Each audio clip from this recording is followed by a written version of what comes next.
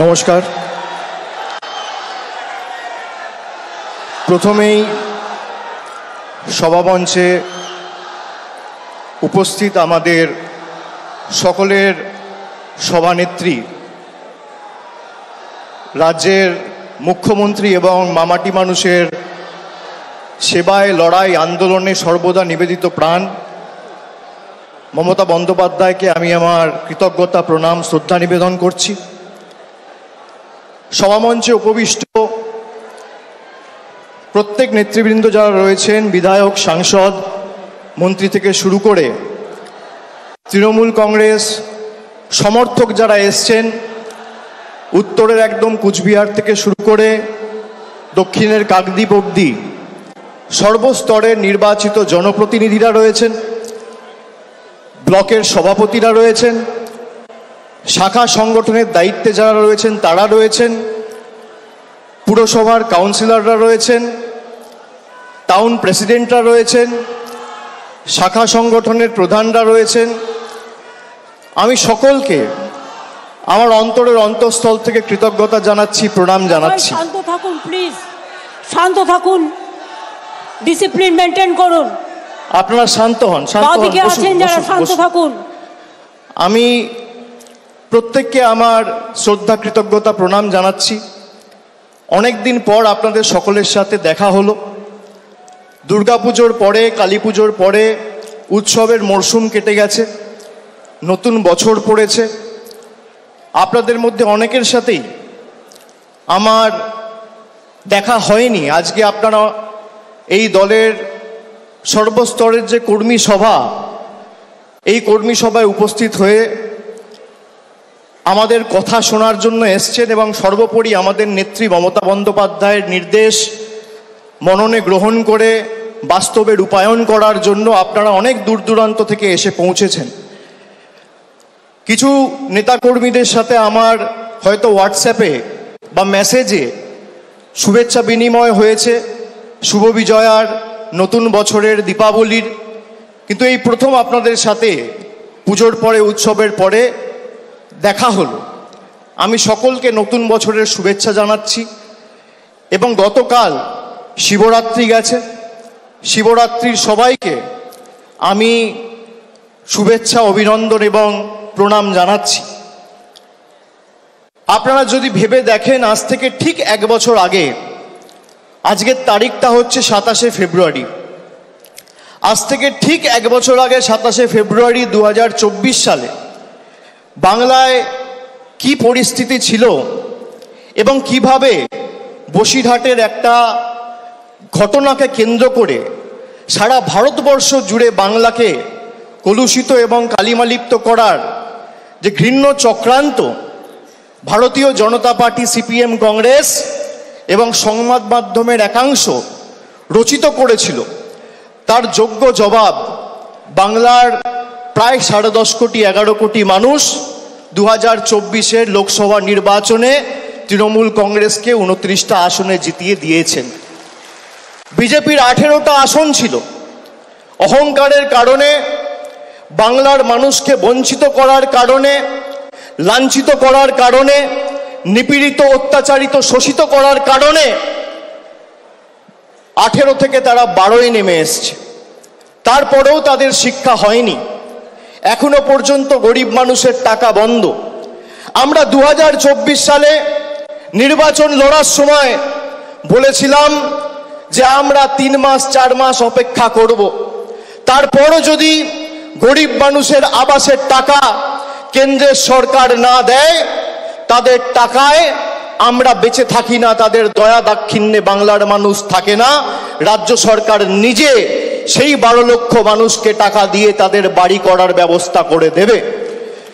রাজ্য সরকার কথা দিয়েছিলেন, আমাদের মুখ্যমন্ত্রী সেই কথা রেখেছেন।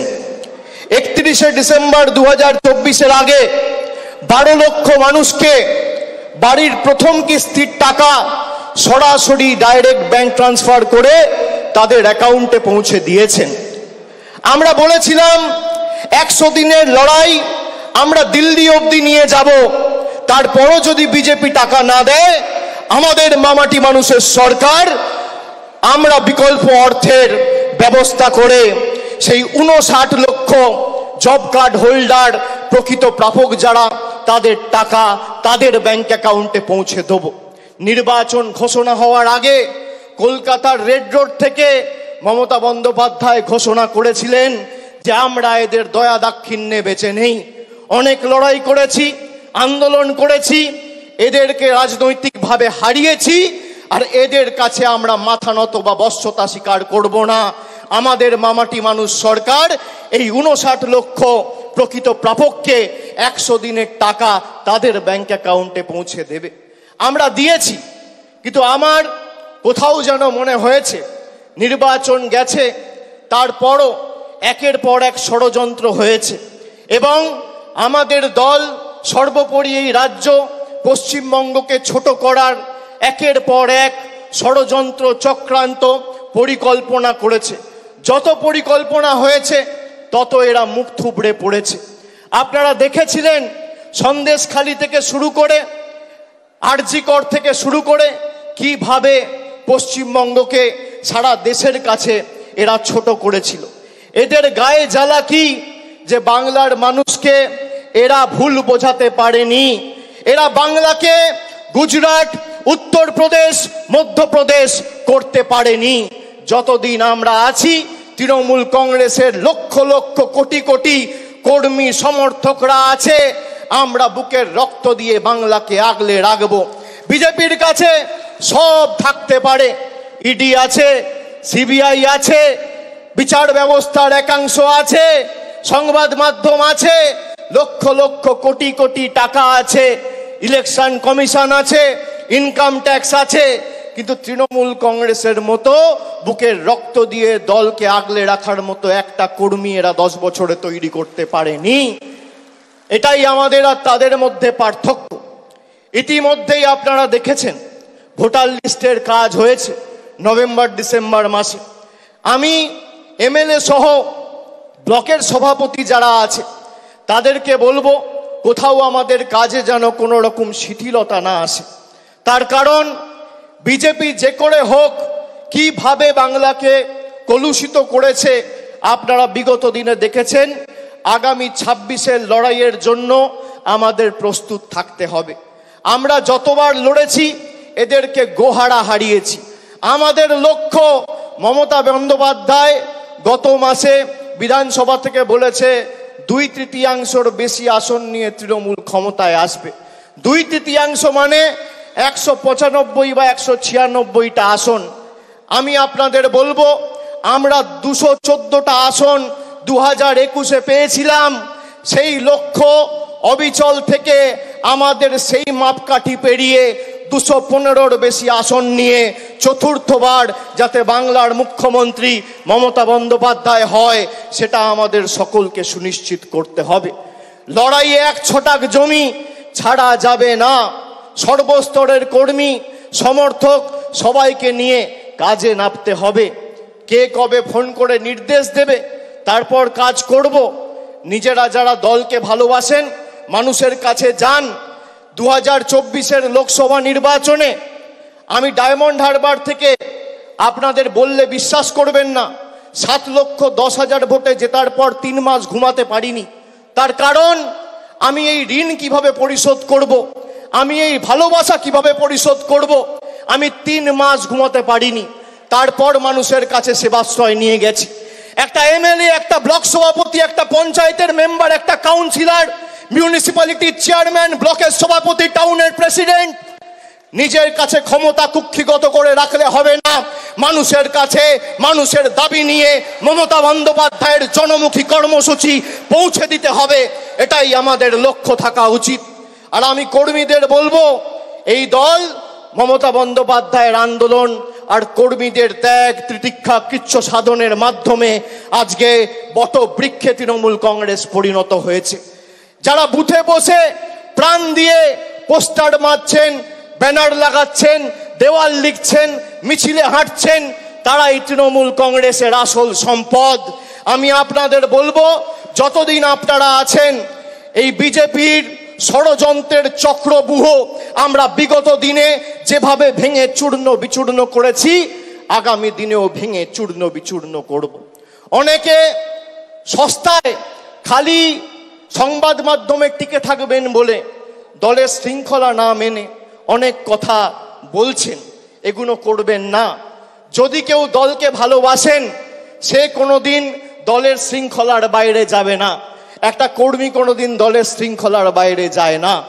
আমি এমএলএ, আমার কত ক্ষমতা, আমি দলের মুখপাত্র, আমার কত ক্ষমতা, আমি দলের সাংসদ, আমার কত ক্ষমতা, আমি টাউন চেয়ারম্যান, আমার কত ক্ষমতা দেখাতে গিয়ে আপনি দলকে ছোট করছেন।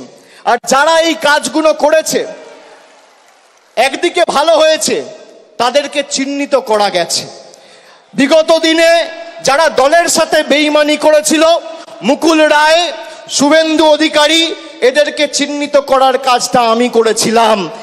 আগামী দিনেও যদি কেউ দলের সাথে বেইমানি করে, এদের চিহ্নিত করে এদের লেজে গোবরে করে প্যাকেট করে বাংলা ছাড়া করার দায়িত্বটা আমি আমার কাঁধে তুলে নিলাম। বাজারে রটিয়ে দেওয়া হচ্ছে অভিষেক বন্দ্যোপাধ্যায় বিজেপিতে যাবে। আরে আমার গলা কেটে দিলে কাটা গলা থেকে মমতা ব্যানার্জি জিন্দাবাদ বেরোবে। আমি বেঈমান নই। বাজারে ছড়িয়ে দেওয়া হচ্ছে নতুন দল আসছে, বিজেপির হাতে কলকে আর তামাক খেয়ে কয়েকটা সংবাদ মাধ্যম আর দু চারটে সাংবাদিক এই কাজটা করছে। আমি তাদের নাম করে এই সবার পরিবেশ নষ্ট করব না। আর খবরে যা দেখবেন, আমি আপনাকে বলছি 100তে 100টাই মিথ্যে। কোনো খবরের কথায় বিশ্বাস করবেন না। কালকে খবরে দেখানো হয়েছে অভিষেক বন্দ্যোপাধ্যায়ের বিরুদ্ধে ইডি চার্জশিট দিয়েছে, সিবিআই চার্জশিট দিয়েছে, 28 পাতার চার্জশিট। দু জায়গায় খালি আমার নামটা লিখেছে। তাও অভিষেক বন্দ্যোপাধ্যায় কে, বাড়ি কোথায়, সাংসদ না বিধায়ক না পঞ্চায়েত প্রধান, কোথায় থাকে, কার ছেলে, কোনো পরিচয় নেই। বিজেপি নেতারা যেমন ভাববাচ্ছে কথা বলতো, ইডি সিবিআই এখন ভাববাচ্ছে কথা বলছে। এই ভয়টা দেখে আমার ভালো লেগেছে। খবরে যা বেরোয় 100তে 100টাই মিথ্যে, আমি আপনাকে বলছি। 12 লক্ষ মানুষকে বাড়ি দিয়েছে আমাদের সরকার। একদিন একটা খবর দেখেছেন? 2.5 কোটি মানুষকে, 2.5 কোটি মহিলাদের, মায়েদের, দিদিদের, বোনেদের নিজের গচ্ছিত সঞ্চিত সরকারি রাজ্য সরকারের কোষাগার থেকে আমাদের সরকার লক্ষ্মীর ভান্ডার দিয়েছে 50,000 কোটি টাকা খরচা করে। একদিন খবর দেখেছেন? এই খবর দেখবেন না। পথশ্রীতে প্রায় গত 3 বছরে 15,000 কোটি টাকা খরচা করে প্রায় 24,000 কিলোমিটার রাস্তা তৈরি করেছে। খবরে দেখেছেন? কেন্দ্র থেকে এক পয়সা না নিয়ে দেখবেন না। অভিষেক ব্যানার্জির বিরুদ্ধে সিবিআই চার্জশিট দিয়েছে।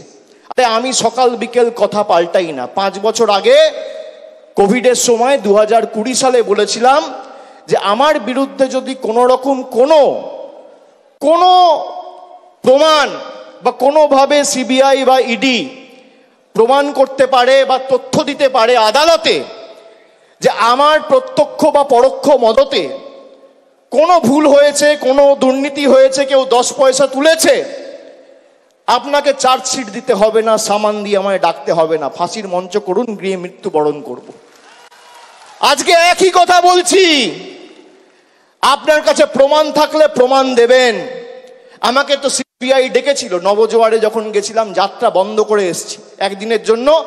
সিবিআই দপ্তরে গেছি, 10 ঘন্টা জিজ্ঞাসাবাদ করেছে। তারপরের দিন আবার বাঁকুড়ায় গিয়ে নবজোয়ার শুরু করেছি। কাঁচকলা। আপনি কি ভাবছেন থমকে চমকে দমিয়ে রাখবেন? আমি অন্য ধাতুতে তৈরি। আপনি যত প্রহার করবেন, যত আঘাত করবেন, মানুষের কাছে যাব মাথা নত করে সমর্থন চাইবো। আপনাদের কাছে আত্মসমর্পণ, বশ্যতা স্বীকার করার পাত্র অভিষেক বন্দ্যোপাধ্যায় নয়। আমরা সবাই এসছি আমাদের নেত্রীর কাছ থেকে তার নির্দেশ নিয়ে আগামী দিন এলাকায় ফিরে গিয়ে কাজ শুরু করার লক্ষ্যে। খুব সম্ভবত 3 তারিখ থেকে উচ্চ মাধ্যমিক পরীক্ষা রয়েছে। উচ্চ মাধ্যমিক শেষ হওয়ার পরে আমাদের হাতে বেশি সময় নেই। অনেকে ভাবছেন 1 বছর সময় রয়েছে এখনো, তারপর নির্বাচন হবে। এক বছরের মধ্যে 2 মাস 3 মাস বর্ষা রয়েছে, তার মধ্যে 15 দিন পরীক্ষা রয়েছে, 2 মাস কালী পুজো, দুর্গা পুজো, দেখতে গেলে হাতে 4-5 মাসের বেশি সময় নেই। এখন থেকে মাঠে নামুন, রাস্তায় থাকুন, অতন্দ্র প্রহরীর মতো বাংলাকে আগলে রাখুন। যেখানে দরকার হবে আপনারা যে পাড়ায় যেতে বলবেন, যে বুথে ঢুকতে বলবেন, আগামী দিনে আমি যাব, কথা দিয়ে যাচ্ছি। কিন্তু লড়াইটা নিজের কাঁধে তুলে নিয়ে 214 থেকে একটা আসন হলেও আমাদের বাড়াতে হবে। 2026-এ আমাদের লক্ষ্য যে কটা আবর্জনা বিজেপির, ওই 70-75টা তো জিতেছিল, তার মধ্যে 10 জন চলেই এসছে, আর নির্বাচন হয়েছে সেখানেও তৃণমূল কংগ্রেস জিতেছে। নির্বাচন যখনই হয়েছে, যারা বিজেপি থেকে এসে তৃণমূলের প্রার্থী হয়ে নির্বাচনে দাঁড়িয়েছে, মানুষ তাদের দুহাত তুলে সমর্থন করেছে। আমি আপনাদের অনুরোধ করব, 1 বছর আগামী সবকিছু ভুলে গিয়ে, নিজেদের মধ্যে ভেদাভেদ ভুলে গিয়ে, মানুষের কাছে ঐক্যবদ্ধ হয়ে, মানুষের কাছে গিয়ে সরকারের যে জনমুখী প্রকল্প এবং জনসংযোগ আরো আগামী দিন কিভাবে নিবিড় করে তোলা যায় সেই দিকে নজর দিন। ষড়যন্ত্র করে কোনো লাভ নেই। যারা হোয়াটসঅ্যাপ গ্রুপে রাজনীতি করতে চান, এসব করে কোনো লাভ নেই। মানুষের পাশে দাঁড়িয়ে মানুষের জন্য কাজ করতে হবে। আর যারা চক্রান্ত করবেন তারাই আক্রান্ত হবেন। মানুষের জন্য কাজ করতে গেলে মানুষ কিসে খুশি, মানুষ কিসে অখুশি, কি প্রয়োজন, কোথায় জল যাচ্ছে না, কোথায় কে কন্যাশ্রী পাচ্ছে না, কোথায় কে লক্ষ্মীর ভাণ্ডার পাচ্ছে না, আমাদের সেই কাজগুলো সুনিশ্চিত করতে হবে। এটাই তো বাংলার বৈশিষ্ট্য। নানা ভাষা, নানা মত, নানা পরিধান, বিবিধের মাঝে দেখো মিলন মহান। বৈচিত্র্যের মধ্যে একতা। আমরা বারবার সেই বৈচিত্র্যের মধ্যে একতাকে মূল মন্ত্র এবং পথ চলার পাথেয় করে এই লড়াই লড়েছি, আগামী দিনও লড়ব। এক চুল এক ছটাক জমি বিজেপি সিপিএম কংগ্রেসকে ছাড়বো না। এদের যত ক্ষমতা আছে প্রয়োগ করুক। মানুষের সমর্থন নিয়ে তৃণমূল কংগ্রেস আগামী দিন 215-র বেশি আসন নিয়ে ক্ষমতায় আসবে, এই বিশ্বাস আমি রাখি। আমি বক্তব্য দীর্ঘায়িত করব না। আপনাদের সকলকে আরেকবার কৃতজ্ঞতা, প্রণাম, অভিনন্দন, শ্রদ্ধা জানিয়ে আমার বক্তব্য শেষ করছি। জয় হিন্দ, বন্দে মাতরম, জয় বাংলা।